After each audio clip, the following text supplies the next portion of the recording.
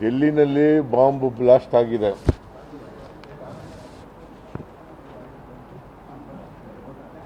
ಸ್ಫೋಟ ಒಂದು ಸ್ಫೋಟ ಆಗಿದೆ ಇವತ್ತು. ಕೆಲವರು ಸತ್ತಿದ್ದಾರೆ ಅಂತಕ್ಕಂಥ ಇನ್ಫಾರ್ಮೇಷನ್ ಇದೆ. ಕರ್ನಾಟಕದಲ್ಲೂ ಕೂಡ ನನಗೆ ಈಗಾಗಲೇ ಗೊತ್ತಾದ ಮೇಲೆ ಮೈಸೂರು ಪೊಲೀಸ್ನವ್ರ ಜೊತೆಲೂ ಮಾತಾಡಿದ್ದೀನಿ.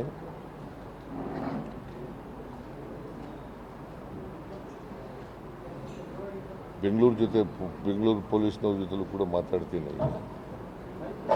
ಈಗ ಮೈಸೂರು ಪೊಲೀಸ್ನವ್ರ ಜೊತೆ ಮಾತಾಡಿದ್ದೀನಿ. ಬೆಂಗಳೂರು ರಾಜ್ಯ ಮಟ್ಟದ DGP ಜೊತೆ IGP DGP IGP ಜೊತೆ ಕೂಡ ಮಾತಾಡ್ತೀನಿ. ಒಟ್ಟಾರೆಯಾಗಿ ಇಡೀ ರಾಜ್ಯದಲ್ಲಿ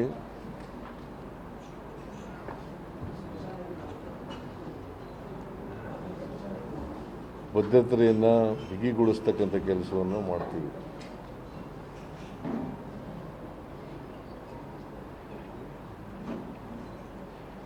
ಆಮೇಲೆ ಎಲ್ಲೆಲ್ಲಿ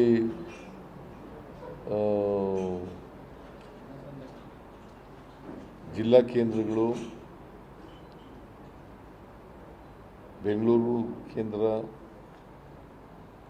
ವಿಮಾನ ನಿಲ್ದಾಣ, ಬಸ್ ನಿಲ್ದಾಣ ಮತ್ತು ರೈಲು ನಿಲ್ದಾಣ ಸೇರಿದಂತೆ ಎಲ್ಲೆಲ್ಲಿ ಜನ ನಿಬಿಡ ಪ್ರದೇಶಗಳಿದ್ದಾವೆ, ಸಾಂದ್ರತೆ ಇರತಕ್ಕಂಥ ಸ್ಥಳಗಳಲ್ಲಿ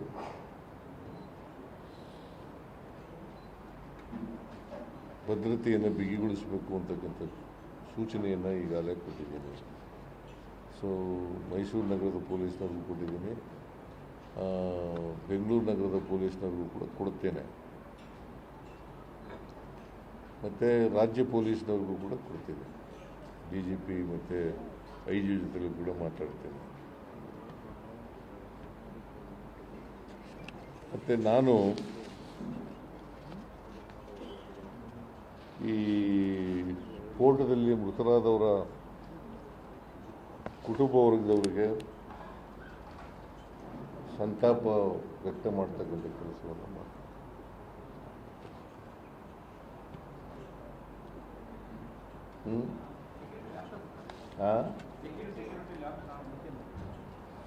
ನಾನು ಈಗ ಏನೂ ಕೂಡ ರಿಯಾಕ್ಟ್ ಮಾಡೋಕ್ಕೆ ಹೋಗಲ್ಲ, ಬಿಕಾಸ್ ನನಗೆ ಪೂರ್ಣ ಮಾಹಿತಿ ಇಲ್ಲ. ಪೂರ್ಣ ಮಾಹಿತಿ ಗೊತ್ತಾದ ಮೇಲೆ ರಿಯಾಕ್ಟ್ ಮಾಡ್ತೀನಿ.